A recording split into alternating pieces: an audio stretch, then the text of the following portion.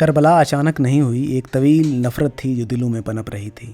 آپ نے کبھی سوچا حضرت امام حسن علیہ السلام اور حضرت امام حسین علیہ السلام کی 5-6 سال کی عمر تک تو واقعات ملتے ہیں، مگر اس کے بعد تاریخ میں ان کا ذکر صرف تب ہوا جب ان کی شہادت ہوئی۔ کئی نامور اصحاب حضرت سلمان فارسی کہ جس کے بارے میں نبی کریم نے فرمایا اگر علم ثریا ستارے پر بھی ہو اہل فارس وہاں پہنچ جائیں۔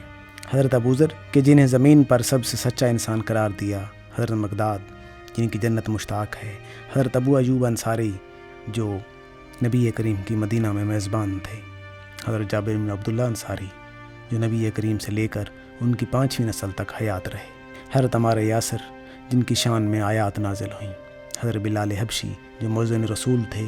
تاریخ ان کے بارے میں مکمل خاموش نظر آتی ہے۔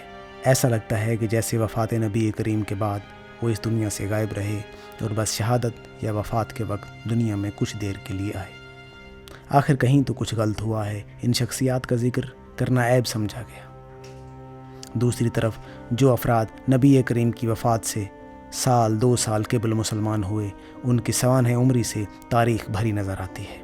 نبی کریم کی وفات کے بعد ایسا کیا ہوا؟ ان کی آل اور بہت سے وفادار اصحاب کو تاریخ نے مکمل نظر انداز کیا۔ کہاں کچھ غلط ہوا؟ نبی کریم کی وفات کے بعد ان کی آل کے کسی بھی فرد کی طبعی وفات نہ ہوئی، تمام قتل ہوئے۔ قاتل بھی وہ جو ان کی جد کا کلمہ پڑھتے نہیں تھکتے تھے۔ آج 14 صدیاں بعد بھی ہم جانتے ہیں حسن و حسین علیہ السلام جنت کے سردار ہیں۔ ایسا کیا ہوا؟ جنت کے طلبگاروں نے سرداروں کو انتہائی اذیت کے ساتھ قتل کر دیا۔ مورخ نے آخر ان تمام ہستیوں کو اتنا غیر اہم کیسے سمجھا کہ تاریخ اسلام میں ان کا حصہ ایک اصحابی جتنا بھی نہیں رکھا؟ کربلا اچانک نہیں ہوئی، ایک طویل نفرت تھی جو دلوں میں پنپ رہی تھی۔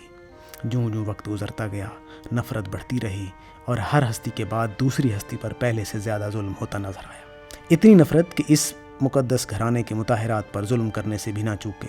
6 ماہ کے بچے کا سر کاٹنا بھی ثواب سمجھا گیا، حالانکہ بدترین دشمن کے 6 ماہ کے بچے سے بھی کوئی دشمنی کا بدلہ لینے کا نہیں سوچتا۔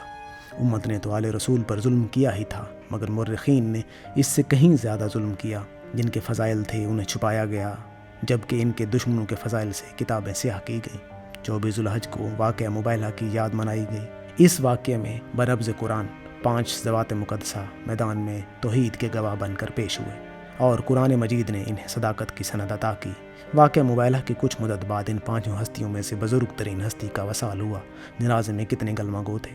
پھر 75 دن بعد اس گھر کا دوسرا جنازہ رات کی تاریکی میں اٹھا اور چند مخلصین کی موجودگی میں بڑی خاموشی اور مظلومیت سے دفن کر دیا گیا اور نشان قبر تک مٹا دیا گیا جو آج تک نہ مل سکا۔ پھر اس گھرانے کا تیسرا جنازہ 40 ہجری میں کوفہ سے آدھی رات کے وقت اٹھا اور پشت کوفہ ریت کے ٹیلوں کے درمیان خاموشی سے دفن کر دیا گیا اور مدتوں قبر کا نشان نامعلوم رہا۔ پھر اسی جماعت کے چوتھے فرد کا جنازہ 50 ہجری میں شہر مدینہ سے اٹھا اور نانے کے مزار کی طرف چلا، مگر کچھ لوگ تیروں سے مسلح راستے میں حائل ہوئے۔ نواسے کو نانے کے پہلو میں دفن نہیں ہونے دیں گے۔ آخر وہ جنازہ بقیع کے عوامی قبرستان میں دفن کر دیا گیا۔ پھر 61 ہجری میں اصحاب مبیلہ کے آخری فرد کا جنازہ اٹھایا بھی نہ جا سکا، بلکہ جنازہ گھوڑوں کی ٹاپوں سے پامال کر دیا گیا۔ بحیثیت مسلمان کیا ہم یہ حق نہیں رکھتے؟